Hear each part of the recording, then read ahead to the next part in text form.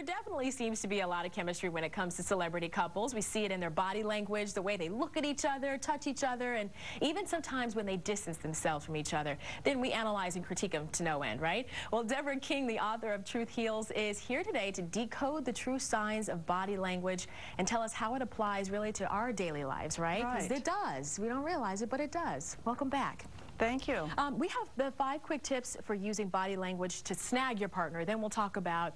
Yeah, let's start there. We'll start on the positive note there. The first one is about eye contact. What's that all about? Well, it's so important to make eye contact because that's, one of the main ways that you say to someone, I'm here for you. Right, I'm interested. Right, and you don't want to stare, but, to flirt, you can just take your eyes down the bridge of the nose a little bit and even linger on the lips. Ah. Yeah, when a man does that, and they're usually not conscious of their body language, it says a lot. It does, and then you also say mirror the other person. What does that mean?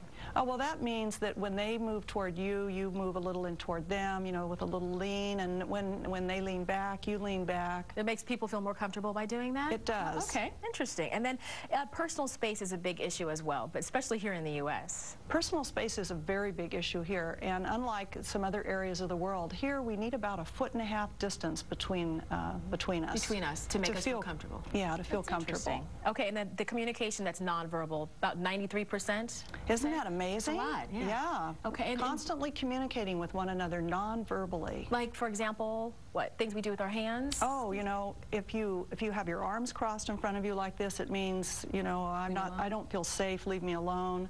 Okay. Crossing our legs, holding our hands shut. Those are all signs that we're not available to one another. And then also, you always say smile. That's always a good way to end things, too. It is. It's okay. Really important. The 5 signs that might mean your relationship is heading down the tubes. We don't want to go there, but we have to. The first tip that you have has to do with a guy tapping his fingers, maybe, or just not really looking interested at all. Right. And there isn't a one of us that doesn't know, hasn't been there and doesn't know this, when finger tapping or looking away. Right, exactly. And then when you're in a restaurant, for example, he's looking at every other girl except for you. That should be a clear sign, right? It is. It's a dead giveaway. Okay. All right. So that's time for you to just let him go. Yeah. Next one is, as far as, like, when you're reaching for his hand or her hand and they kind of pull away. Oh, and you see this so much in celebrity photos. Yeah. It's just amazing. She's always reaching for him and he's looking the other way and pulling his arm back. Exactly. Yeah. You touched on this earlier, too, about the arms being crossed. Some guys say that they're doing that to look a little bit more masculine, but you say that that's a no-no. It is. Right? It's a real sign that they don't feel comfortable about their personal safety, because our personal safety is right here where we cross our arms. Same thing when women do it as well?